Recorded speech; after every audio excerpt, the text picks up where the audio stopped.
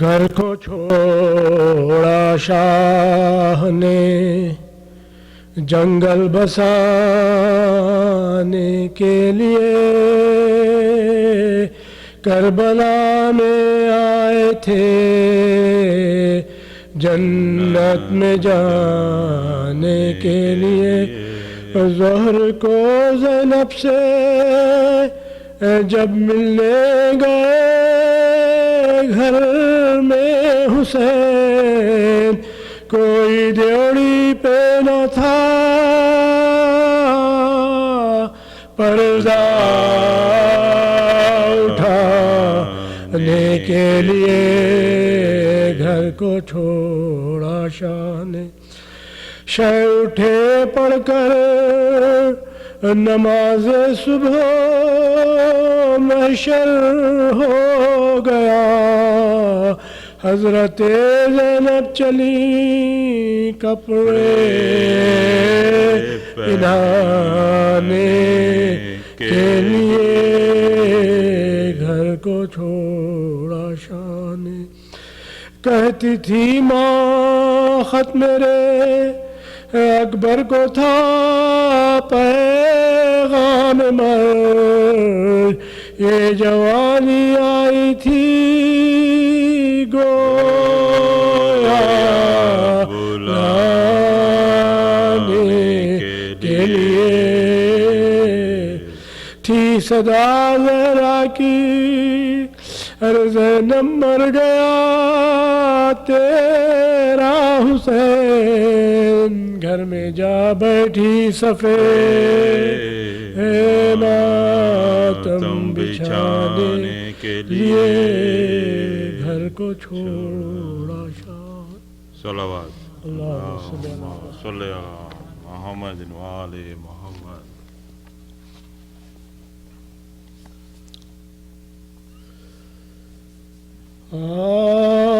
جب زہر سے شہید جناب رضا ہوئے اور ماتم پدر میں تقی مبتلا ہوئے، مغمون شیعہ نے رسول خدا ہوئے، کہتے تھے حیف ہم شہدی سے جدا ہوئے، کہتے تھے حیف ہم شہدی سے جدا ہوئے، دل زہر سے جو ٹکڑے شہ کائنات کا، ہے تلخ ہم غلاموں کو شربت حیات کا، ہے تلخ ہم غلاموں کو شربت حیات کا، لکھا ہے درمیانے جلائے یوں یہ حال، مامون نہ رشید کو تھا سخت انفعال، آیا سوئے مدینہ طیب و بدخصال، تھے جمع ایک جا کئی اطفال خود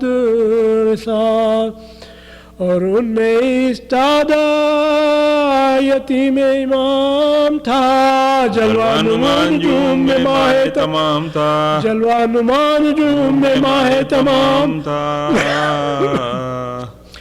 جاہو حشم سواریے مامون دے کر، اطفال جو بہم تھے وہ بھاگے ادھر ادھر، لیکن کھڑا رہا شہ ابرار کا پسر، مامون نے جمال تقی پر جو کی نظر، کہنے لگا کہ تم کو میرا کچھ خطر نہیں، واقف تو میرے جاؤ شم سے مگر نہیں، واقف تو میرے جاؤ شم سے مگر نہیں، شہ نے کہا ہمیں یہ فقط خوف کبریا، اے بے شعور بندے کو بندے سے کیا خوف کیا، حیران ہو کے شہ سے خلیفے نے پھر کہا، نام اپنا اور باپ کا مجھے اپنے بتا، فرمایا شاہدین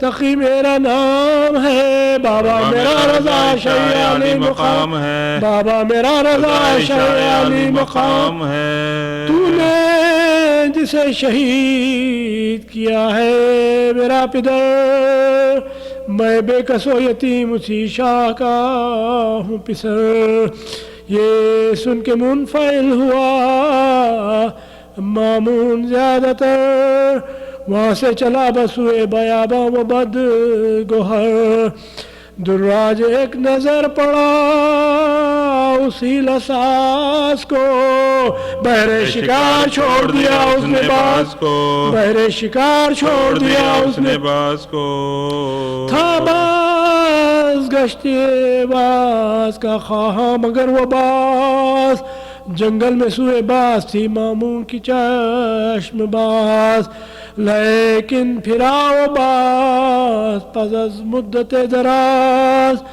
منقار میں تھا ماہی زندہ لیے وہ باز، ماہی کو اس شقی نے لیا اپنے ہاتھ میں، اور آیا خدمت شہیالی صفات میں، اور آیا خدمت شہیالی صفات میں، دیکھا کھڑا ہوا ہے وہی نائب رضا، اور ان کے گرد و پیش ہے اطفال محلقہ، بولا کہ اے تقی مجھے بتلاؤ تو بھلا، پوشیدہ اس گھڑی میں میرے پوشیدہ اس گھڑی میں یہ میرے ہاتھ میں ہے کیا، معلوم حال غیب کا لا ریب ہے تمہیں، لا ریب و شب خبر غیب ہے تمہیں، لا ریب غیب ہے تمہیں، حضرت نے مسکرا کے یہ اس سے کیا مقال، ماہیت ایک مچھلی کی کہنا ہے کیا مجال، میں جانتا ہوں ماہ سے ماہی تلک کا حال، پیدا کیے حق نے کئی بحر میں مثال، بالا جو ابر ہوتا ہے دریائے آب سے، ہوتی ہے مچھلیوں کو بلندی صاحب سے، ہوتی ہے مچھلیوں کو بلندی صاحب سے، اس ابر بلند جو ہوتی ہے مچھلیاں، شہباز آ کے کرتے ہیں صید ان کو ناگہاں، اور بادشاہ کر کے انہیں ہاتھ میں نہاں، آل نبی سے پوچھتے ہیں بحر امتحان، مفتاح باب علم ہماری زبان ہے، مچھلی ہے تیرے ہاتھ میں پر نیم جان، مچھلی ہے تیرے ہاتھ میں پر نیم جان ہے، مامون کو اس بیان سے تعجب ہوا کمال، بولا برب کعبہ تو ہے رضا کا لال، ہمراہ شاہ کو لیا با حشمت و جلال، داخل ہوا جو شہر میں اپنے وہ بد خصال، ظاہر میں تھا عقیدہ شہ نیک نام سے، دختر کا اپنی عقد کیا اس امام سے، دختر کا اپنی عقد کیا اس امام سے، یہ رسم اقربا پہ ہوئی اس کے ناگوار، مامون پر کیا نہ خود سخن ان کا اختیار، ہر روز معجزے ہوئے حضرت سے آشکار، سب عالمان شہر تھے محجوب و شرمسار، اس سے بھلا مقابلہ کیوں کر بشر کرے، جب جس کا ایک انگلی سے شق القمر کرے، جب جس کا ایک انگلی سے شق القمر کرے، راوی نے ایک دن کی لکھی ہے یہ داستان، ایک روز آیا ہو کہ گرفتار ناگہاں، ماموں کے پاس بیٹھے تھے سب حاکم زمان، پوچھا سزا دے سزا دو مفصل کرو بیان، قاضی شرح بولا یہ فہم و قیاس سے، ہاتھ اس کے دونوں کاٹو کلائی کے پاس سے، ہاتھ اس کے دونوں کاٹو کلائی کے پاس سے، ایک بولا کونیے سے کرو ہاتھ کو جدا، فتویٰ مختلف غرض ایک نے دیا، ابن رضا سے پوچھا تمہاری رضا ہے کیا، شہ بولے ہے زبان میری حکم کبریا، گر پوچھتا ہے تو عمل اس پہ کیجیو، جو کچھ کہوں وہی تعزیر کیجیو، جو کچھ کہوں وہی تعزیر دیجیو۔ بولا خلیفہ ہوگا وہی اے شہ زمان، گویا زبان حکم خدا ہے تیری زبان، شہ نے کہا قطع کرو 4 انگلیاں، دردی کا پھر کرے گا ارادہ یہ نہ یہ جوان، تعزیر وہ نہ ہو کے دل اس کا خلق کرے، ہاتھ اس کے چھوڑ دے کے اطاعت خدا کرے، ہاتھ اس کے چھوڑ دے کے اطاعت حق کرے، یہ مسئلہ جو شاہ امم نے بیان کیا، حاکم نے بھی موافق ارشاد دی سزا، بغض و حسد مگر علماء کو ہوا سوا، رخصت ہوئے مدینے کو سلطان اتقیا، حاکم کے اقربا کو تو شہ سے نہ تھا، پر دختر خلیفہ کو کینہ زیاد تھا، پر دختر خلیفہ کو کینہ زیاد تھا، لکھی ہے یوں شہادت سلطان بحر و بر، مامور رشید جب کہ ہوا داخل سفر، تھا اس کا بھائی معتصم نحس بدگوہر، بغداد کا خلیفہ ہوا پھر وہ کینور، نامہ لکھا دونے شہ نیک نام کو، بغداد میں طلب کیا اس نے امام کو، بغداد میں طلب کیا اس نے امام کو، بغداد کو جو رواں ہوئے شاہ نیک ذات، وہ دختر خلیفہ چلی شاہدی کے ساتھ، اس روز بھی مدینے میں تھی طرفہ واردات، قبر نبی پہ پہلے گئے شاہ کائنات، رو کر کہا رسول خدا کے مزار سے، بندہ بھی آ جاتا ہے اپنے دیار سے، بندہ بھی آ جاتا ہے اپنے دیار سے، اب جا کہ میں وطن میں نہ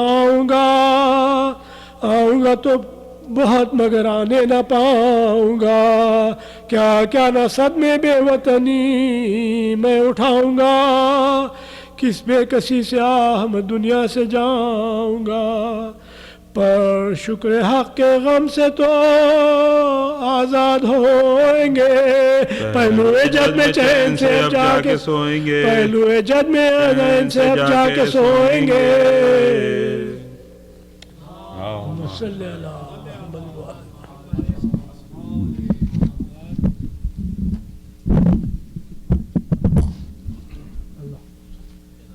السلام علیکم مومنین مومنات، چند ضروری اعلانات سماعت فرما لیں۔ نیکسٹ منڈے جنوری 17 کو امام بارگاہ معصوم میں مجلس اعظم منعقد ہوگی بسلسلہ شہادت امام محمد باقر علیہ السلام، نماز مغرب کے بعد 7:30 بجے نماز مغرب، 8 بجے ٹھیک مجلس سٹارٹ ہوگی۔ دوسرا اعلان، وینسڈے جنوری 19 کو بعد نماز مغرب یہاں پر مجلس اعظم منعقد ہوگی بسلسلہ شہادت حضرت مسلم ابن عقیل۔ نماز عید الفطر فرائیڈے جنوری 21 کو ٹھیک 8:30 بجے منعقد ہوگی۔ اگر عید الاضحیٰ سیٹرڈے کو پڑے گی تو پھر 9:30 بجے 1 گھنٹہ آپ آگے کر لیجیے گا، معصوم سے کانٹیکٹ کریں، we will make sure that it will be posted. جشن عید غدیر، جشن ولادت امام علی النقی علیہ السلام، اس امام بارگاہ میں سیٹرڈے جنوری 29 کو منعقد ہوگا۔ ابھی تک کنفرمڈ ضیاء صاحب ہیں، ضیاء رضوی صاحب جو پاکستان کے مشہور نوحہ خوان اور قصیدہ خوان ہیں، وہ یہاں تشریف لا رہے ہیں، آپ حضرات سے شرکت کی استدعات ہے۔ آج آپ جو مومنین اور مومنات یہاں پر موجود ہیں، آپ سب سے گزارش ہے کہ جانے سے پہلے اگر ہو سکے تو معصوم کی ممبرشپ فارم بھرتے جائیں۔ معصوم کو ڈونیشنز کی بہت سخت ضرورت ہے اس وقت، we are in dire needs of money in plain and simple words. کچھ عرصہ پہلے ایگزیکٹو کمیٹی نے ممبرشپ انکریز کی ہے. فیملی ممبرشپ اب $200 ہے اور سنگل ممبرشپ $100 کی گئی ہے. آج کل کے ایکسپنسز کو اور اخراجات کو دیکھتے ہوئے یہ ایکشن لینا پڑا. $150 اور $50 was not making any much progress. تو آپ حضرات سے گزارش ہے کہ جو مومن اور مومنات یہاں پر موجود ہیں اور جانے سے پہلے بھر دیں تو بہت مہربانی ہوگی. شکریہ.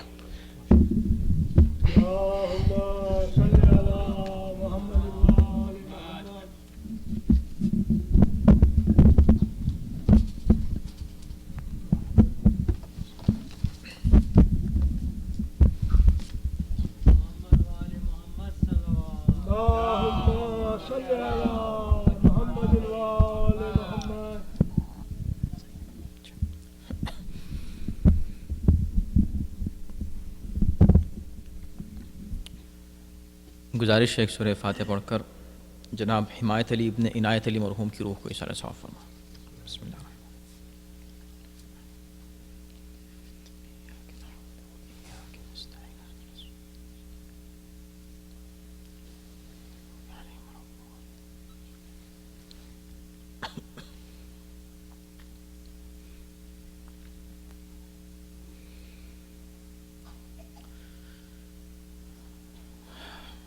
رحم اللہ من قرأ الفاتحہ.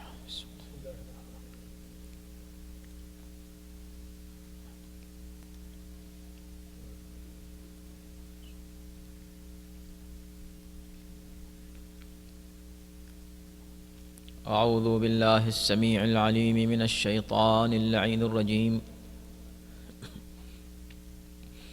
بسم اللہ الرحمن الرحیم. الحمد للہ رب العالمین والصلاة والسلام على أشرف الأنبياء والمرسلين خاتم النبيين رحمة للعالمين سيدنا ونبينا وشفيع ذنوبنا وطبيب نفوسنا مولانا أبي القاسم محمد وآله الطيبين الطاهرين المعصومين المظلومين ولعنة الله على أعدائهم أجمعين من الآن إلى يوم الدين. أما بعد فقد قال الله سبحانه تبارك وتعالى في كتابه الكريم وهو أصدق القائلين وقوله الحق. بسم الله الرحمن الرحيم. يا يحيى خذ الكتاب بقوة وآتيناه الحكم صبيا وحنانا من لدنا وزكاة وكان تقيا. صلوات يا محمد.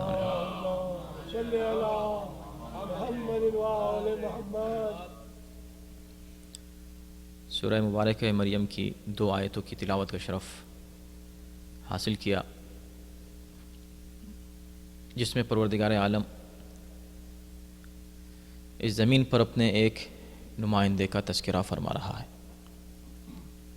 اور وہ نمائندہ ہے جناب یحییٰ پیغمبر خدا. کہا یہ جا رہا ہے کہ ہم نے یحییٰ سے کہا ہے یحییٰ اس کتاب کو مضبوطی سے پکڑ لو. اور ہم نے یحییٰ کو بچپنے میں حکمت اور حکومت عطا کی. صبی بچپنے کی زندگی کے اس مرحلے کو کہتے ہیں کہ جو تقریباً 10 سال سے کم عام طور پر مانا جائے. اسی لیے روایت میں ملتا ہے کہ جناب یحییٰ کی عمر اس وقت 6 سال کی تھی جب انہوں نے اپنی نبوت کا اعلان کیا ہے. 6 سال کی عمر میں انہوں نے اعلان نبوت کیا اور کہا کہ میں نبی ہوں. اور پھر آگے دوسری آیت میں ارشاد ہوا کہ وَحَنَانًا مِن لَدُنَّا وَزَكَاةً. اب یہ ان کی صفات بیان کی جا رہی ہیں کہ یہ ہماری طرف سے رحمت اور گویا کہ ایک پیار تھا اللہ کی جانب سے اپنے اس بندے کے لیے. وَكَانَ تَقِيًّا. اور وہ پاک اور پاکیزہ اور متقی شخصیت ہے. اس نسبت سے ظاہر ہے کہ آج کی شہادت جس امام سے متعلق ہے ان کا نام بھی تقی ہے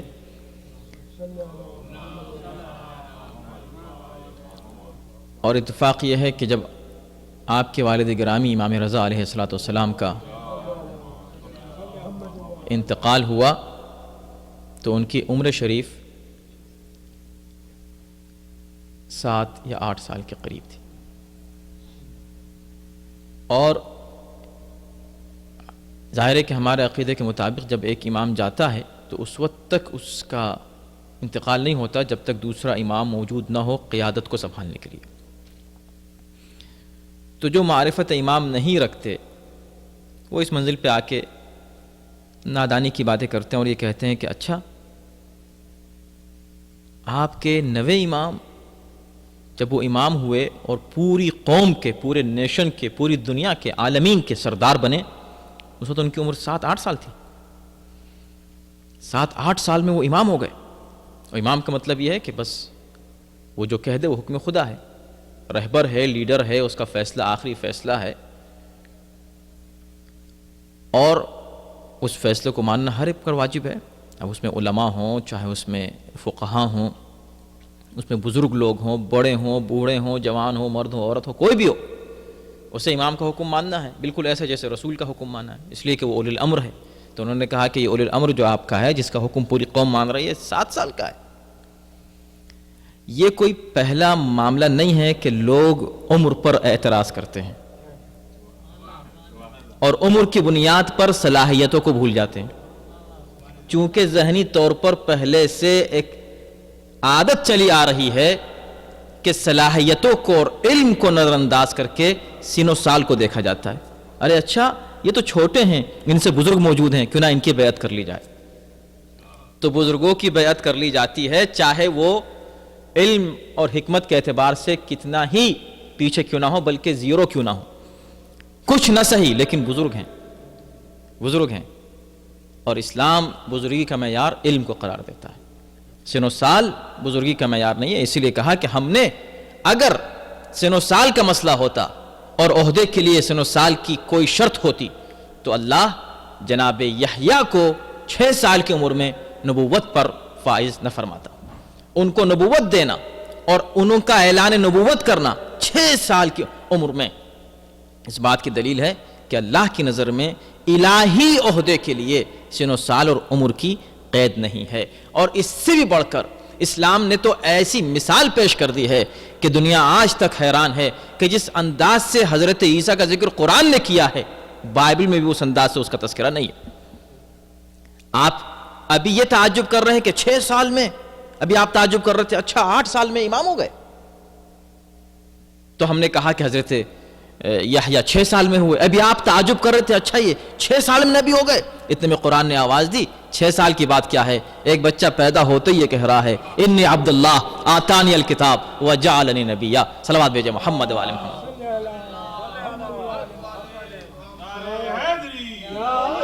اور یہ وہ خصوصیات ہیں اذان محترم کہ آپ کو صرف مذہب اہل بیت میں ملیں گے۔ ہمارے ہاں معیار کیا ہے؟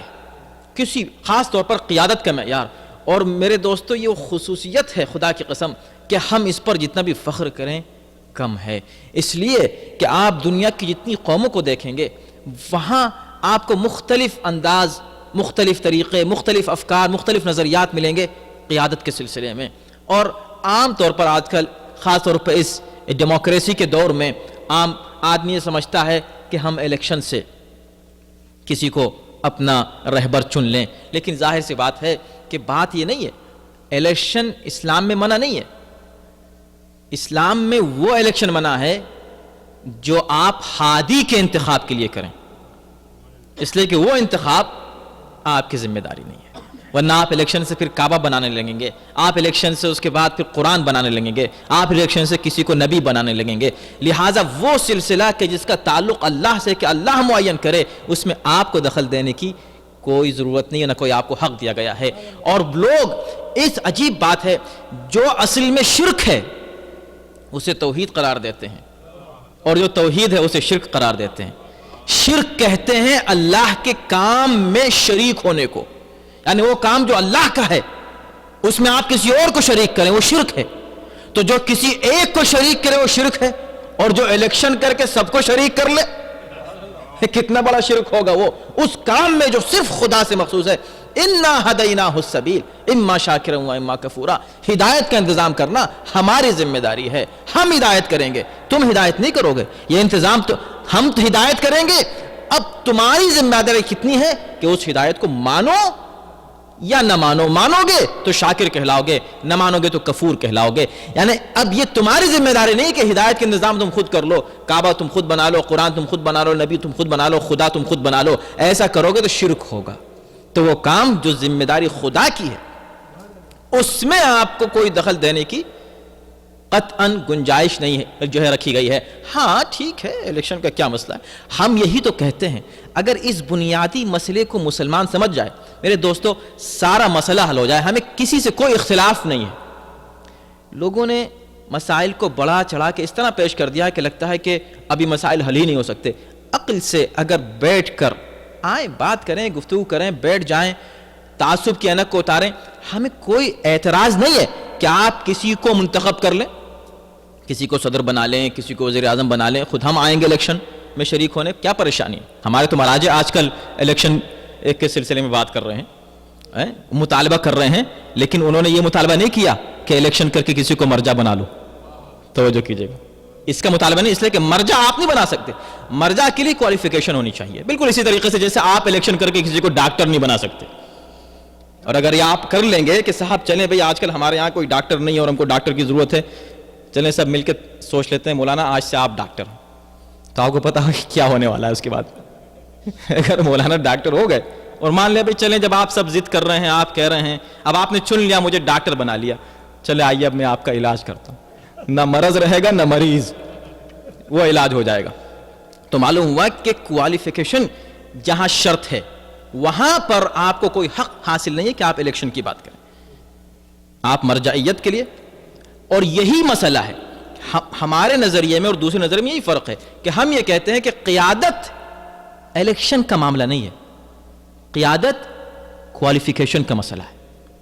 جس کے پاس یہ ڈگریاں ہوں, جس کے پاس یہ کوالیفیکیشن ہو, جس کے پاس یہ سکلز ہوں, جس کے ٹیلنٹ ہوں, یہ گٹس ہوں, وہ شخص قائد ہوگا. بس اب رہا انتظامی امور کے لیے, آپ کسی کو صدر چن لیں, بے شک چن لیں, آپ کسی کو پرائم منسٹر بنائیں, بے شک سب ملیں, آئیے الیکشن میں حصہ لیجئے. یہ انتظامی امور ہیں خدمت کے لیے. یہ خدمت ہے, یہ قیادت نہیں ہے. توجہ کیجئے گا, خدمت ہے, قیادت نہیں ہے. یہ آپ قائد کی خدمت کر رہے ہیں. ایک قائد ہوگا, قائد آپ کو یہ بتائے گا کہ اصول کیا ہیں. کانسٹیٹیوشن قائد کی نگرانی میں بنے گا, اور جب اس نے بنا دیا کانسٹیٹیوشن, اب جو کچھ بھی اس پر عمل ہو رہا ہے وہ اصل میں اس قائد کی خدمت ہو رہی ہے. قوم کی خدمت اسی کا نام ہے. تو آپ آئیے الیکشن کیجئے. تو ہمیں یہ اعتراض نہیں ہے کہ آپ کسی کو الیکشن سے کچھ بنا لیں. ہمیں اعتراض یہ ہے, پہلی بات تو یہ ہے کہ الیکشن ہوا کہ نہیں, یہ ایک مسئلہ. اس کو آپ الیکشن کہیں گے کہ نہیں, اس کا پہلے آپ کرائٹیریا بتائیے کہ الیکشن کہتے کس کو ہیں. 10 آدمی مل کے کسی کو چن لیں وہ الیکشن ہے, یا الیکشن میں سب حصہ لیں گے.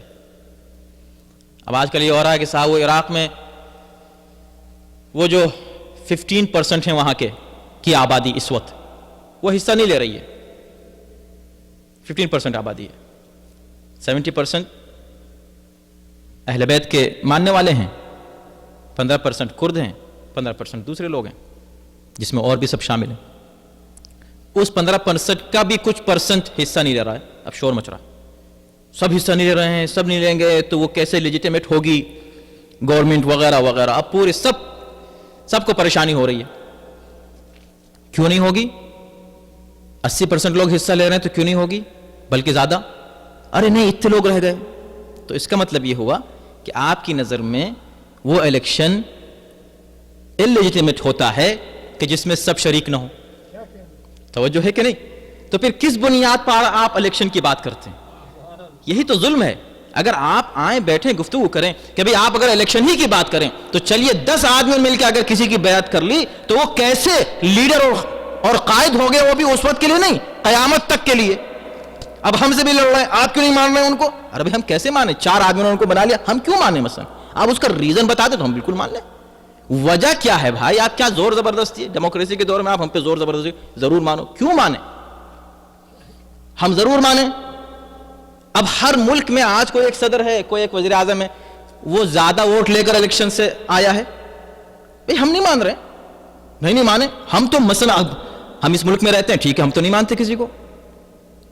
بھئی سوال یہ ہے کہ الیکشن کہتے کس کو ہیں, یہ ایک مسئلہ. چلیں ٹھیک, الیکشن ہو گیا, بالکل لیجیٹیمیٹ الیکشن ہوا, یہ مان لیں آپ. لیکن آپ نے الیکشن سے جس کو منتخب کیا, ہمارا جو جھگڑا ہے یہ نہیں ہے کہ آپ کریں نہیں کریں, پہلا مسئلہ تو ختم ہو گیا. چلیں ہم یہ مان لیتے ہیں کہ آپ اس کو بالکل مناسب الیکشن مانیں, کسی بھی الیکشن کو. ہمارا اختلاف یہاں پر یہ ہے کہ الیکشن سے آپ نے جس کو منتخب کیا ہے, آپ اس کو ایسا کوئی ٹائٹل نہیں دے سکتے جس کے لیے کوالیفیکیشن کی شرط ہے. بس یہ مسئلہ ہے. ہاں وہ ٹائٹل دیجئے کہ جس کے لیے انتظامی امور میں کسی کو پرائم منسٹر بنا دیجئے, کوئی صدر بن جائے, کوئی کچھ بن جائے, کوئی کچھ بن جائے, پارلیمنٹ کے ممبر صاحب چن لیجئے, ہمیں کیا اعتراض ہے, بالکل چن لیجئے. لیکن آپ چننے کے بعد آج یہ کہیں کہ یہ خلیفہ ہیں, کسی کو بھی چن کے آپ کہہ دیں یہ امیر المؤمنین ہیں, تو نتیجہ وہی ہوگا جو ہوا. صلوات بھیجے محمد وآل محمد.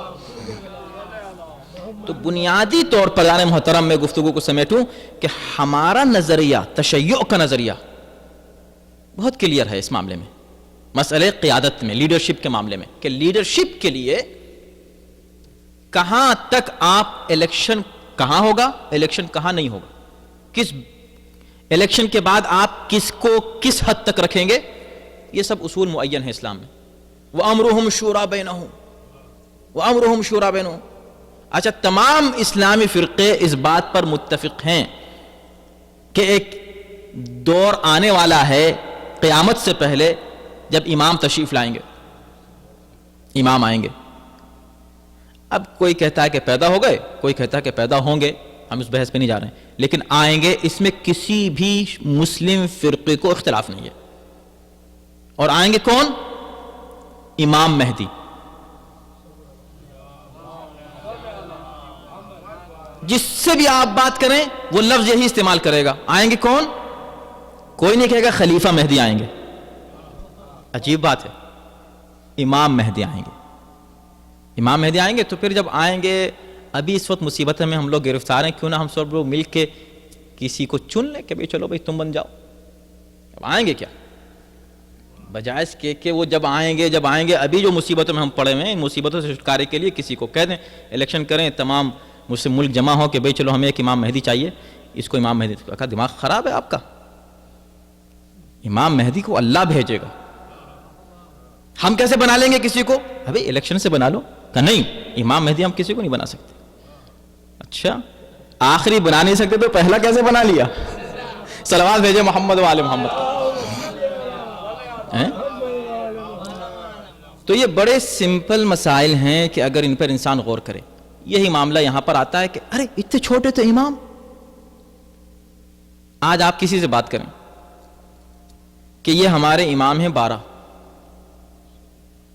اب ظاہر سی بات ہے کہ نام یاد ہوں جب کی بات ہے, نام یاد ہوں. اچھا, نام بھی یاد ہوں تو ان کے کام بھی یاد ہوں, ان کی سیرت بھی یاد ہو ائمہ کی. جیسے بھی ایک خاتون مسلمان ہوئی اور اس کو شیعہ فرقہ پسند آیا, اس نے کہا مجھے یہ زیادہ لاجیکل لگتا ہے, وہ بہرحال الحمدللہ شیعہ ہو گئی. اس کو صرف ایک بات کی فکر تھی, کہا مجھے ان ساری باتوں میں ایک بات کی فکر ہے. کہا کیا مجھے یہ سارے 12 نام یاد کرنے پڑیں گے؟ ہم نے کہا ہاں یہ تمہاری صحیح فکر ہے, یاد کرنے پڑیں گے. اس کو فکر یہ تھی کہ اتنے نام ہیں, ان سب کے نام یاد کرنے پڑیں گے. تو ہم نے کہا اچھا ہوا کہ تمہارے وہ 50 نہیں ہوئے, 50 یاد کرنے پڑتے. مسئلہ نام صرف یاد کرنے سے تھوڑی انسان مسلمان ہو جاتا ہے. سوال یہ ہے کہ انسان اس بنیادی فلسفے کو سمجھے کہ ہم نے جب کہا کہ ارے 6 سال میں 7 سال میں امام ہو گئے تھے.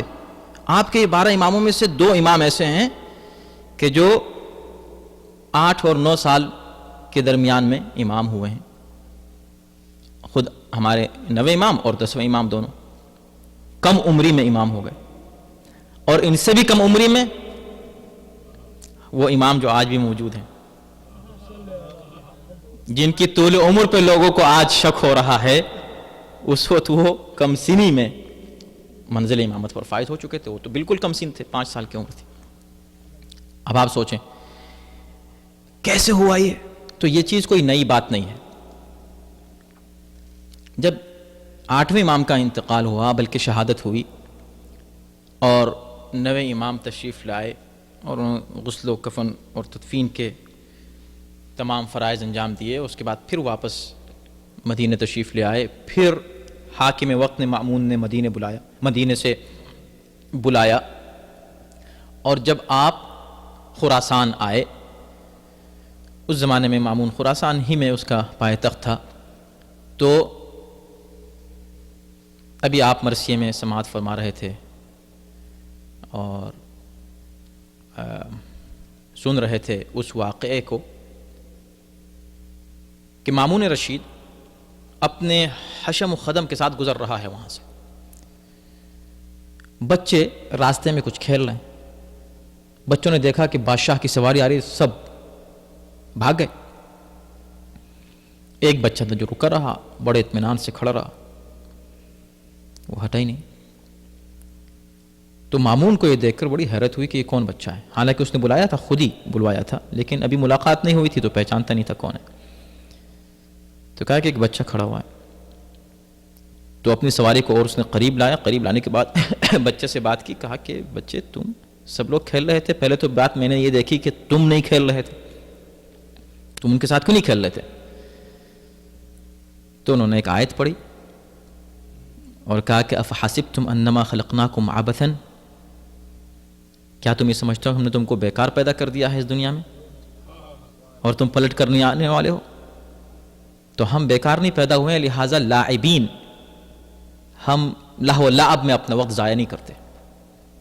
تو یہ حکیمانہ جواب سن کے ایک بچے سے بڑی حیرت ہوئی. آپ کون ہیں؟ تو آپ نے اپنا نام بتایا. نام بتایا تو وہ سمجھ کہنے لگے ٹھیک ہے، اللہ جانتا ہے کہ اپنی رسالت کو کس گھر میں رکھے. اللہ یعلم حیث یجعل رسالتہ، اللہ جانتا ہے کہ رسالت کس گھر میں اتارے. امامت نہیں کہا، رسالت کہا، یعنی جانتا ہے کہ جو کچھ بھی ہیں یہ رسالت کی شعائیں ہیں جو امامت کی شکل میں ظاہر ہو رہی ہیں. اور یہ کہہ کے وہ آگے چلا گیا. جانے کے بعد اس کے بعد پھر واپس آیا. وہ واقعہ آپ حضرات کا بارہا کا سنا ہوا ہے، لیکن سن لیجئے پھر کہ واپس پلٹا تو اس کے ہاتھ میں کچھ تھا. اس نے اصل میں کچھ باز چھوڑے تھے، باز گئے اور جانے کے بعد وہ کچھ مچھلیاں لے کر آئے اپنے منہ میں. مچھلی چھوٹی تھی، بادشاہ نے مچھلی کو اپنے ہاتھ میں لیا. ہاتھ میں لینے کے بعد آیا، پھر وہاں سے گزرا، پھر وہ بچے کھیل رہے تھے، پھر وہ بھاگ گئے، پھر یہ بچہ روکا رہا. اب بادشاہ آتا ہے، مامون رشید ہے، حاکم وقت ہے، خلیفہ ہے، بادشاہ ہے. وہ پھر رک گیا. چونکہ انہوں نے اپنا نام بتایا تھا کہ میں وہ ہوں، اور اس کو معلوم تھا کہ ایک امام کے بعد اس کا بیٹا ان صلاحیتوں کا حامل ہو تو امام ہوتا ہے. توجہ کیجیے گا، عجیب منزل خدا کی قسم. صرف واقعہ نہیں ہے، مجھے حیرت ہوتی ہے اس واقعے کو سن کر کے. لوگوں کو یہ حیرت ہوتی ہے کہ ارے اس نے یہ سوال کیا اور انہوں نے یہ جواب دیا. مجھے جواب پہ کوئی حیرت نہیں ہے، مجھے حیرت سوال پر ہے کہ مامون اپنے ہاتھ کو بند کر کے اس بچے سے سوال کرتا ہے، بچے بتاؤ میرے ہاتھ میں کیا ہے. حضرات محترم سوچیں، میرے ہاتھ میں کیا ہے؟ اب بچے نے جو بھی جواب دیا وہ ایک الگ مسئلہ ہے، لیکن سوال یہ ہے میں مامون سے پوچھوں کہ مامون تو یہ سوال کیوں کر رہا ہے کہ میرے ہاتھ میں کیا ہے؟ بند کر کے ہاتھ میں کیا ہے کیوں سوال کر رہا ہے بچے سے؟ اس کا مطلب یہ ہے کہ تو امامت کا امتحان لے رہا ہے، اور امامت کا امتحان لینے کے لیے ایسا سوال کرنا خود یہ بتا رہا ہے کہ تیرے لاشعور میں یہ بات موجود ہے، سب کانشس میں ہے کہ امام ظاہر ہی کا عالم نہیں ہوتا، باطن کا بھی عالم ہوتا. اگر یہ واقعی امام ہیں تو میں ان سے ایسا ویسا سوال نہ کروں، میں ان سے علم غیب کا سوال کروں گا، ایسا سوال جو لوگوں کی نگاہ میں غائب ہو لیکن ان کے لیے حاضر ہو. اسی لیے اس نے سوال کیا، ورنہ سوال کرنے کا تک کیا ہے کہ ایک بادشاہ ایک بچے سے اس طرح کا سوال کرے میرے ہاتھ میں کیا ہے؟ ارے ہاتھ کھولو تو بتائیں گے کیا ہے۔ تو بچے نے کہا اچھا یہ نہیں کہا کہ کیا ہے، اگر یہ کہہ دیتا تو کہ کیا ہے تو بڑے کمال کی بات تھی، مگر نہیں، پھر امامت کی منزل کی بات نہیں واضح ہوتی۔ کہا تو غیب کی خبر سننا چاہتا ہے ہم سے؟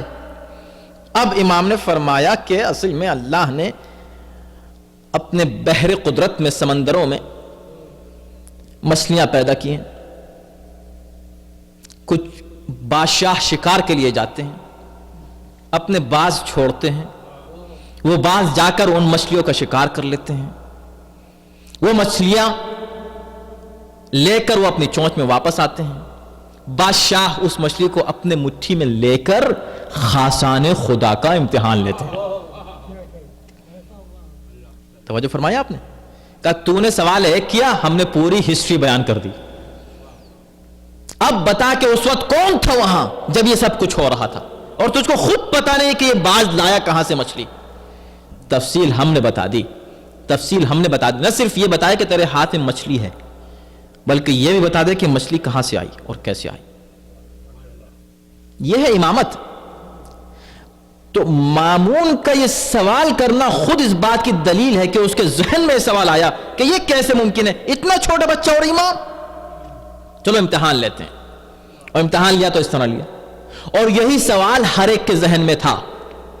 اسی لیے جب مامون نے دربار میں امام کو بلایا ہے، اب آپ کی عمر شریف 9 سال کی ہے، تاریخ نے لکھی ہے 9 سال کا ایک بچہ۔ آپ سوچ لیں، دیکھ لیں ہر گھر میں اس طرح آپ بچے دیکھیں گے جن کی عمر 9 سال ہوگی، ان کی صلاحیت سے آپ واقف ہیں، ان کے سکلز سے، کیپیبلٹی سے، ان کے دماغ کی آپ کو اویئرنیس ہے، آپ جانتے ہیں کہ کیا اس کی حیثیت ہوتی ہے، صلاحیت ہوتی ہے۔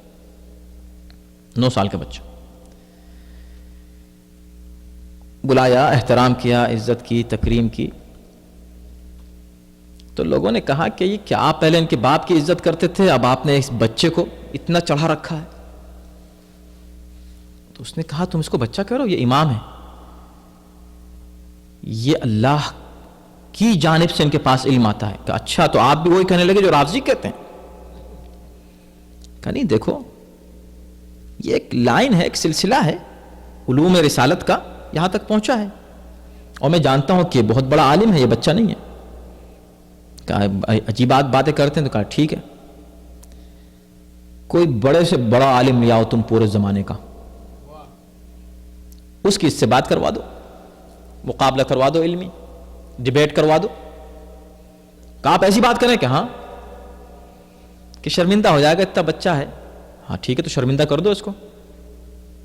پہلی شرمندگی ان کو یہ ہوئی کہ ان کو، دیکھیں اس زمانے میں جو خلافت تھی وہ کوئی یہ نہیں تھی کہ صرف ایک ملک میں، جیسے آج چھوٹے چھوٹے ملک 50 ملکوں میں جو ہے بڑھ گئے ہیں مسلمان ملک، پوری دنیا کی کم سے کم آدھی آبادی پر خلافت تھی۔ کم سے کم کی بات میں کر رہا ہوں، آدھی، ورنہ لوگوں نے 2/3 دنیا کی آبادی پر خلافت اور اس وقت کی حکومت کو قرار دیا۔ اس پوری خلافت میں ڈھونڈنا شروع کیا، کہاں کہاں علماء ہیں، کہاں کہاں بڑے بڑے عالم ہیں۔ سب کو چنا اور اس بعد سب کو جمع کرنے کے بعد سب نے ایک عالم کو منتخب کیا ان میں، جس کا نام تھا یحییٰ بن اکثر۔ ابھی تو تم یہ کہہ رہے تھے کہ بچہ ہے، اور اب مقابلے کے لیے تم پوری دنیا میں ڈھونڈتے پھر رہو بڑا عالم کون ہے۔ توجہ کیجئے گا، اور یہ خود تلاش کرنا کہ کسی سب سے بڑے عالم کو ڈھونڈو، یہ خود یہ بتا رہا ہے کہ خود تمہاری نظر میں یہ بچہ نہیں ہے۔ بچہ ہوتا تو 4 بچے لے آتے اس کے مقابلے پر، بچہ ہوتا تو چلو ٹھیک ہے 9 سال کا 15 سال کے کچھ لڑکے لے آتے اس کے مقابلے پر، بچہ ہوتا تمہاری نظر میں تو چلو ضرورت نہیں تھی تمہیں اتنا ٹائم لگانے کی کہ ہر جگہ ڈھونڈتے پھرو، یہیں سے کسی ایک مولوی کو لے آتے کہ آؤ بھائی مولانا صاحب اس بچے سے 2-3 سوال کر لیں آپ۔ یہ ڈھونڈنا، یہ تلاش کرنا، اذان محترم یہ چیز ہے کہ آدمی ایک پہلو دے، امام نے یہ جواب دیا، امام نے نہیں، یہ مت دیکھیے، یہ دیکھیے کہ سچویشن کیا تھی۔ امام کا تو جواب کوئی عجیب ہے ہی نہیں، اس لیے کہ وہ تو امام ہے۔ عجیب یہ ہے کہ جس انداز سے سوال کیا جا رہا ہے، اور جب ہو گئے جمع, انتظام ہو گیا, اب پورا مجمع ہے اور دربار بھرا ہوا ہے اور بڑے بڑے علماء بیٹھے ہیں, اور یحییٰ ابن اقسم اپنے پورے ظاہری جاہ و جلال کے ساتھ جمع ہے, پورے درباری علماء اور چاروں طرف سے لوگ بڑے بڑے جمع ہو گئے ہیں. ایک طرف ایک بچہ بیٹھا ہے, ایک طرف وہ بیٹھا ہے, مامون درمیان میں ہے. کہا چلیں بھائی شروع کریں ڈیبیٹ. اب بحث کا جو ہے سلسلہ شروع ہوگا. تو کہا کیسے شروع ہو؟ میں کہا کوئی بھی ایک آپ میں سے کوئی ایک سوال کرے. کون پہلے کرے؟ مامون نے کہا یحییٰ ابن اقسم آپ ہی پہلے کر لیں ان سے سوال. یحییٰ نے کہا اچھا لایا تو بہت دور کی کوڑی تھا ویسے وہ, حقیقت بھی ہے یہ آپ کو بتائیں, اس لیے کہ جو لوگ فقہی لائن میں ہیں ان کو پتا ہے کہ کہاں کمپلیکیشنز ہوتے ہیں. سب سے زیادہ کمپلیکیٹڈ مسائل جو ہیں وہ حج کے ہیں. جب تک جو خود حج نہ کیے ہوئے ہو اور بار بار نہ کیے ہوئے ہو وہ ان مسائل کو آرام سے نہیں سمجھ سکتا. اس نے حج کا ایک مسئلہ پوچھا, اور حج کا بھی وہ مسئلہ جو واقعی بہت سخت ہے, بڑا مشکل ہے کہ کوئی آپ کو بتا دے اطمینان سے فوراً. اس نے وہ مسئلہ پوچھا کہ میں یہ پوچھوں گا تو یہ کہیں گے ابھی آپ ایسا سخت مسئلہ کیوں لے کر آئے, کوئی اور چیز پوچھیے تو میں گویا جیت جاؤں گا, کم سے کم ایک پوائنٹ تو میرا ہو جائے گا. جیسے اس نے کہا کہ بتائیے کہ ایک شخص نے حالت احرام میں احرام پہنے ہوئے شکار کیا, اس کا کفارہ کیا ہے؟ بڑا مشکل ہے اس کا جواب, واقعاً بڑے بڑے فقہا کے لیے مشکل ہے, اس لیے کہ جو مسائل روزمرہ نہیں آتے سامنے, اب ان کو دیکھیں گے, کتاب میں دیکھیں گے, ریسرچ کریں گے, بتا تو دیں گے, نہیں کہ جاہل ہیں, بتا دیں گے, لیکن ریسرچ کرنی پڑے گی ان کو. ان کا بتائیے کہ بھئی کفارہ کیا ہے اگر کوئی شخص حالت احرام میں شکار کر لے, اس لیے کہ شکار منع ہے, احرام آپ نے پہنا, شکار آپ پر حرام ہو گیا. 25 چیزیں حرام ہو جاتی ہیں, ان 25 میں سے ایک ہے شکار کرنا. اس نے کہا اس نے اب پہلے وہ 25 چیزیں یاد ہو جو حالت احرام میں حرام ہے, ان 25 چیزوں میں سے ایک ہے کیا؟ شکار کرنا. اور شکار کرنے کے لیے وہ پوچھ رہا ہے کہ کفارہ کیا ہے اس کا. اب لوگ بڑے خوش ہو گئے, ہاں زبردست سوال کیا ہے, یہ کیا جواب دیں گے. اب جیسے ہی سوال سنا تو امام نے کہا یحییٰ ابن اقسم تمہارا سوال ناقص ہے, تمہارا سوال اس نے کہا کیا سوال؟ کہاں سوال ناقص ہے, پورا سوال کرو. یہ بتاؤ کہ تم نے یہ پوچھا ہے کہ حالت احرام میں کسی نے شکار کیا, یہ شکار اس نے حل میں کیا یا حرم میں کیا؟ یہ شکار کرنے والا عمدن شکار کر رہا تھا یا بھولے سے ایسا ہو گیا؟ پہلی بار کیا تھا یا اس سے پہلے کر چکا تھا؟ غلام تھا یا آزاد تھا؟ بالغ تھا یا نابالغ تھا؟ یہ شخص جس چیز کا شکار کر رہا تھا وہ چیز پرندہ جانور تھا یا غیر پرندہ تھا؟ اگر پرندہ نہیں تھا تو چھوٹا تھا کہ بڑا تھا؟ شکار کرنے والے نے جس حالت احرام میں شکار کیا تھا وہ احرام حج کا تھا یا عمرے کا تھا؟ ایک پوری تفصیل جو امام نے بیان کرنا شروع کی. اب بتاؤ اب کون سے والے احرام کی بات کر رہے ہو, کس شکار کی بات کر رہے ہو؟ ناقص سوال کر کے پوچھتے ہو کفارہ. یہ تفصیلات سن کے تاریخ کہتے ہیں کہ پورے مجمع پر ایک سکتہ سا طاری ہو گیا. لوگ حیران کہ اس بچے نے کیسے, یعنی وہ سوال وہ بہت زبردست لے کر آیا تھا تیاری کر کے, کتنی بڑی کانفرنس کی ہوگی اس کے لیے انہوں نے سب نے مل کے, اور اس سوال کو چنا ہوگا اور 2 منٹ میں دھجیاں اڑا دیں ایک بچے نے اس کے سوال کی.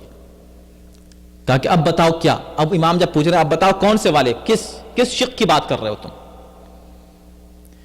تو وہ اس اچانک اس کیفیت کے ظاہر ہونے سے وہ خود اپنے ہوش و حواس میں نہیں تھا.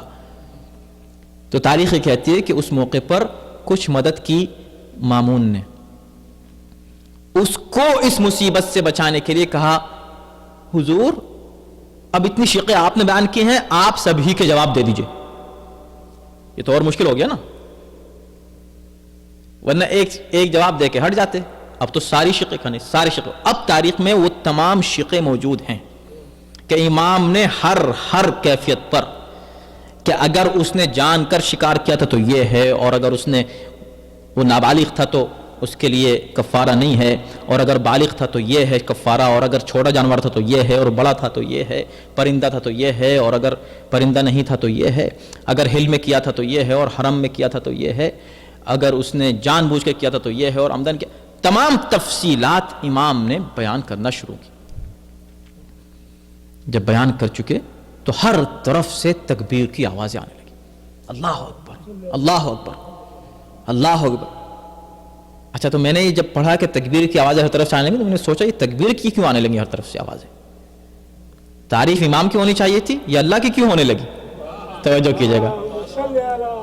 تو اب فلسفہ سمجھ میں آیا ہماری مجلسوں کا کہ تعریف امام کی ہوتی ہے اور ذکر ہم کہتے ہیں سبحان اللہ، تعریف اللہ کی کرتے تھے۔ تو معلوم یہ ہوا کہ امام کہتے ہی اس کو ہیں کہ جس کی فضیلت ظاہر ہو تو زبان سے یا اللہ اکبر نکلتا ہے یا سبحان اللہ نکلتا ہے یا الحمدللہ نکلتا ہے، اس لیے اس کو وجہ معرفت پروردگار کہا جاتا ہے۔ صلوات بھیجیں محمد والے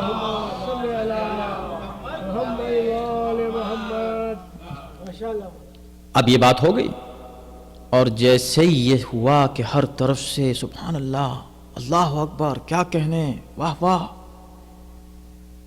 اب کیا مجال جو کوئی دوسرا سوال کرے؟ اوہ اگر تیار کر کے لائے بھی ہوں گے سوالات، سارے سوالات بھول گئے ہوں گے۔ اب مامون نے عقل مندی کی، اس نے کہا کہ بھئی ٹھیک ہے، ایک سوال آپ نے کر لیا، اب کیا خیال ہے اگر یہ بھی آپ سے کوئی سوال کر لیں، بتائیے۔ اب یحییٰ تو چاہ رہا تھا نہیں بھائی نہیں، مگر کیسے کہے، مجمع بھرا ہوا ہے، اب تو پھنس گیا ہے۔ اس نے بڑی بے دلی سے کہا ٹھیک ہے کر لیں سوال۔ وہ آپ نے سنا ہوگا یہ سوال بارہا۔ امام نے کیا سوال کیا؟ امام نے بھی فقہی سوال کیا۔ امام نے کہا اچھا ٹھیک ہے یہ بتاؤ، فقہ اسلامی کے لحاظ سے کیا ایسا ممکن ہے کہ ایک عورت ایک شخص پر صبح کے وقت حرام، سورج چڑھے بیفور نون جو ہے وہ حلال ہو گئی، ظہر کے وقت پھر حرام ہو گئی، عصر کے وقت پھر حلال ہو گئی، مغرب کے وقت پھر حرام ہو گئی، عشاء کے وقت پھر حلال ہو گئی، آدھی رات کو پھر حرام ہو گئی، اور پھر صبح دوسرے دن پھر حلال ہو گئی۔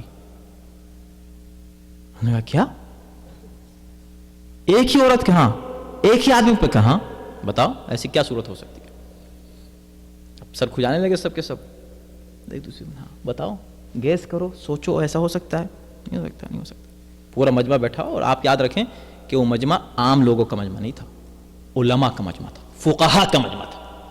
اب جو اعتراض کرتے ہیں آپ کے امام 8 سال میں امام ہو گئے، تو جو بزرگ بیٹھے ہوئے تھے سفید ریش، ان سے پوچھئے ان کا کیا خیال ہے اس سلسلے میں۔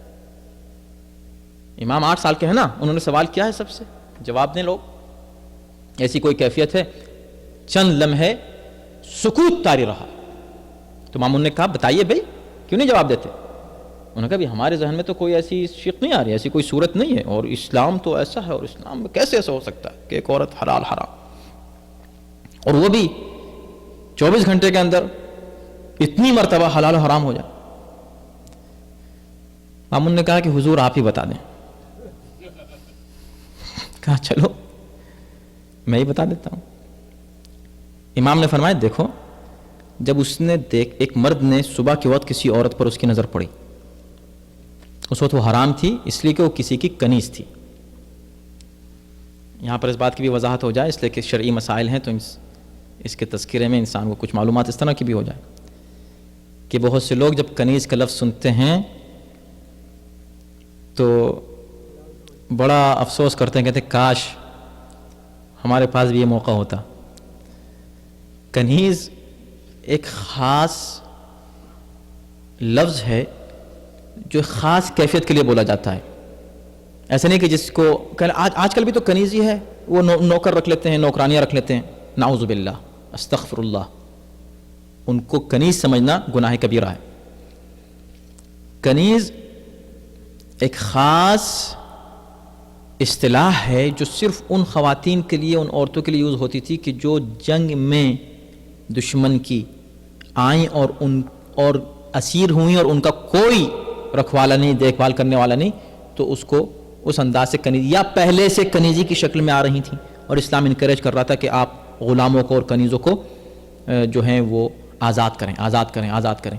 اور اس طرح کا اسلام نے پلان بنایا تھا کہ چند سالوں کے عرصے میں غلامی ختم ہو گئی اسلام میں، اسلامی دنیا میں غلامی کا تصور نہیں رہا آگے تک. یہ اسلام کا طرز تھا. یہاں ابھی تک رہا مسئلہ غلامی کا، اس لیے کہ اسلام نے جو پلاننگ کی تھی، خیر یہ ایک الگ موضوع ہے. تو ہر ایک عورت کو کنیز نہیں کہہ سکتے کہ کسی کو نوکرانی رکھ لیا تو وہ کنیز ہو گئی. وہ کنیز نہیں، کنیز ایک خاص اصطلاح ہے. اینی اس وقت وہ کنیز تھی کسی کی. کنیز کے لیے ہوتا تھا کہ خرید لیا، حلال ہو گئی. حرام تھی، دن چڑھے 10-11 بجے اس نے اس کو خرید لیا، اس سے وہ اس کے لیے حلال ہو گئی. ظہر کے وقت آزاد کر دیا.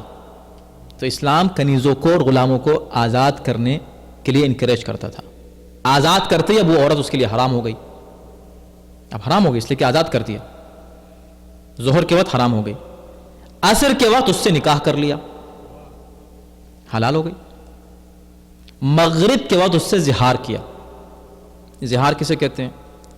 زہار یہ ہے کہ اگر کوئی شخص اپنی بیوی سے یہ کہے کہ تیری پشت میرے لیے ماں کی طرح ہے، تو وہ عورت اس کے لیے حرام ہو جاتی ہے. یہ ہے ماں کا احترام اسلام میں، کہ اگر اپنی بیوی سے بھی بہت زیادہ تم محبت میں آ کے کہو کہ تمہاری پشت میرے لیے ماں کی طرح ہے، تو بیوی ہو گئی حرام. اس کو کہتے ہیں زہار کرنا. اس نے زہار کر لیا، وہ حرام ہو گئی. عشاء کے وقت زہار کا کفارہ ادا کر دیا، پھر حلال ہو گئی. آدھی رات جو آئی تو اس نے اس کو طلاق دے دی، حرام ہو گئی. صبح ہوتے ہی رجوع کر لیا. اس کو طلاق رجیع کہتے ہیں، جس میں پھر دوبارہ نکاح کی ضرورت نہیں ہوتی ہے اگر پہلی طلاق ہے. ہمارے یہاں یہ پہلی طلاق اور جو 3 طلاقوں کا مسئلہ ہے، یہ بھی اس سے بڑا خوبصورتی سے حل ہو رہا ہے. امام نے کہا کہ آدھی رات کو اس نے طلاق دے دی، صبح رجوع کر لیا. اس کا مطلب یہ کہ طلاق دینے کے بعد رجوع کرنے کی کیفیت باقی رہتی ہے. 3 مہینے کے بیچ میں، جس کو عدت کہتے ہیں، اگر 3 مہینے میں کسی وقت بھی رجوع کر لیا، رجوع کرنے کی بھی کچھ شرطیں ہیں کس طرح رجوع کیا جاتا ہے. اگر رجوع کر لیا تو نکاح کی ضرورت نہیں ہے طلاق کے بعد. جب 3 مہینے گزر گئے اب پھر رجوع کرنا چاہ رہے ہیں تو پھر نکاح کی ضرورت ہے. یہ مسائل ہیں. تو یہاں اس سے ظاہر ہوا کہ اتنے بڑے مجمع میں علماء کے امام یہ ایک مسئلہ طلاق کا بیان کر رہے ہیں اور لوگوں کی آج تک سمجھ میں نہیں آیا کہ طلاق ہوتی کس طرح ہے.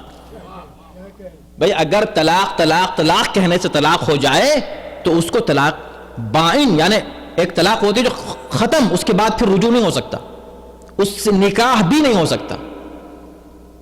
وہ ہمارے یہاں بھی ہے، مگر وہ 3 طلاق اس طرح نہیں ہے. طلاق دی، 3 مہینے گزر گئے، پھر نکاح کیا. طلاق دی، عدت کے 3 مہینے گزر گئے، پھر نکاح کیا. پھر طلاق دی تو کہا کہ تو کھیل ہو گیا، تم شریعت کے ساتھ کھیل کھیل رہے ہو، کیا ہو رہا ہے؟ اب جب 3 بار تم طلاق دے دو اور طلاق کے بعد 3 مہینے کا ٹائم پیریڈ تمہارے پاس موجود ہے عقل سے سوچنے کا، پھر تم نے واپس کہا چلو بھائی چھوڑو، پھر کر لیتے ہیں، پھر جھگڑا کر لیا، پھر طلاق ہو گئی، پھر یہ تو 3 بار تم اتنا بڑا بلنڈر کر رہے ہو تو کیسے اسلام تم کو پھر اجازت دے گا؟ اس کے بعد اس کو کہتے تیسری طلاق طلاق بائن ہوتی ہے، یعنی اس کے بعد اب پھر اس کے بعد رجوع نہیں ہو سکتا. کچھ لوگوں نے ایک ہی جھٹکے میں 3 طلاقوں کو طلاق بائن قرار دے دیا. اور یہی نہیں، طلاق ارادتاً کہے انسان کہ میں طلاق دے رہا ہوں وہ الگ بات نہیں، زبان سے طلاق نکل گیا. انہوں نے کہا کہ پتہ ہے ایک فلم آئی ہے اس کا نام طلاق ہے. کہا کیا بات کر رہے ہیں آپ، زبان سے طلاق کا؟ انہوں نے کہا نہیں میں فلم کی بات کر رہا ہوں، فلم کا نام طلاق ہے. ارے 2 بار کہہ دیا. کیا پاگل ہو، میں طلاق فلم کی بات کر رہا ہوں. 3 بار ہو گئی طلاق، ختم معاملہ. اب آیا اخباروں میں اور علماء سے پوچھا، نہیں کہا صاحب طلاق تو ہو گئی. اس نے کہا کیسے 3 بار طلاق؟ کہا فلم کا نام ہے. کہا اس کو بدلو فوراً، اس کا نام جو ہے نکاح رکھو. اس کا نام نکاح رکھا گیا, وہ آپ کو پتہ نہیں شاید معلوم ہوگا. ہندوستان کی یہ بالکل صحیح ہسٹری ہے, یہ اس کا نام چینج کر کے طلاق کا نکاح رکھا گیا. ہم نے کہا چلیں یہ بھی غنیمت ہے کہ 3 بار نکاح کرنے سے نکاح نہیں ہو جاتا, نہیں تو اور مصیبت ہوتی. صلوات علی محمد وعلی. طلاق تو ہو جاتی ہے مگر یہ غنیمت کیا بھائی, بڑا رحم کیا مسلمانوں نے کہ نکاح کہنے سے نکاح نہیں ہوتا. یہ بہت اچھا ہے, یہ تو مصیبت ہو جاتی. کسی کو دیکھا السلام علیکم, نکاح نکاح نکاح, اب ایسا نکاح ہوا کہ ٹوٹ ہی نہیں سکتا. تو خیر وہ نہیں ہے, صرف طلاق ہے ایسی. امام نے کہا کہ نہیں, رات کو طلاق دی, صبح رجوع کر لیا. اسلام رحم کا, عقل کا, فکر کا مذہب ہے. یہ سن کر جواب ہر شخص حیران و پریشان تھا ظاہر ہے, اور 9 سال کے امام کی عمر, آپ تصور فرمائیں. بہرحال پوری اس مختصر سی عمر میں امام کے اتنے واقعات ہیں ہمارے نوے امام کے کہ انسان کو بیان کرتا چلا جائے. اور واقعی یہی موقع ایسے ہوتے ہیں جب امام کے سلسلے کی مجالس یا محافل ہوتی ہیں ائمہ علیہ السلام کی, کہ ہم ان کی زندگی کے پہلوؤں پر کچھ زیادہ تفصیل سے بات کر سکتے ہیں. آپ کو معلوم ہے کہ یہی نہیں کہ صرف آپ 9 سال کی عمر میں آپ نے اتنی بڑی ذمہ داری قیادت کی اور امامت کی سنبھالی, اتنا ہی نہیں ہے بلکہ آپ کی شہادت بھی بہت کم عمر میں ہوئی ہے. سب سے کم عمر امام اس دنیا سے جانے والے ہمارے آقا, جن کی عمر شریف اس وقت 25 سال تھی. آپ سوچیں, انسان سوچے کتنا بڑا ظلم ہے عالم بشریت پر کہ ایسی شخصیت کی جس کے بچپن سے اس کے علمی کمالات ظاہر ہو رہے ہیں, اس کو زہر دغا سے معتصم عباسی نے بغداد بلایا اور بغداد بلا کے میرے مولا کو زہر دغا سے شہید کیا ہے. اس وقت آپ کے فرزند کی عمر بھی وہی 9 سال تھی, 8 یا 9 سال بتاتے ہیں. اس کم عمر میں ہمارے 10ویں امام اعجاز امامت سے تشریف لاتے ہیں, بالکل اسی طرح جیسے آپ نے اپنے بابا کو غسل و کفن دیا تھا خراسان پہنچ کر. بالکل تاریخ کہتی ہے کہ جب امام رضا علیہ السلام کی شہادت ہوئی تو آپ نے اپنے صحابی سے کہہ دیا تھا کہ دیکھو میرے تجہیز و تکفین میں کسی کو ہاتھ نہ لگانے دینا, اور جب میرا انتقال ہو جائے تو انتظار کرنا, دروازے کو بند کر دینا, دروازہ خود بخود کھلے گا, ایک بچہ داخل ہوگا, اس کو آنے دینا, اس لیے کہ کام وہی کرے گا سب کچھ. صحابی امام کے بیان کرتے ہیں کہ میں نے دروازے کو بند کیا جب امام کی شہادت واقع ہوئی, اور بیٹھ گیا اس انتظار میں کہ امام نے پتہ نہیں کس کے لیے کہا ہے, کون ہے وہ آنے والا, ہم بھی تو زیارت کریں اس کی. اچانک دیکھا دروازہ کھلا اور 8-9 سال کا ایک صاحبزادے نورانی شکل داخل ہوئے, اور داخل ہونے کے بعد کہا گھبراؤ نہیں, میں آ گیا ہوں اپنے بابا کی خدمت کے لیے. اور یہ کہہ کہ داخل ہوئے اور داخل ہو کر روئے اپنے بابا کی غربت پر, آواز دی اے غریب الغربا, آپ پر آپ کے بیٹے کا سلام, اس عالم غربت میں آپ کی شہادت واقع ہوئی ہے, خراسان کہاں, مدینہ کہاں, اور اتنے دن سے دور تھے اپنے احباب سے, اپنے ساتھیوں سے, اپنے گھر والوں سے, کہ بہن تک تڑپ کے نکل پڑی تھی زیارت کے لیے, اور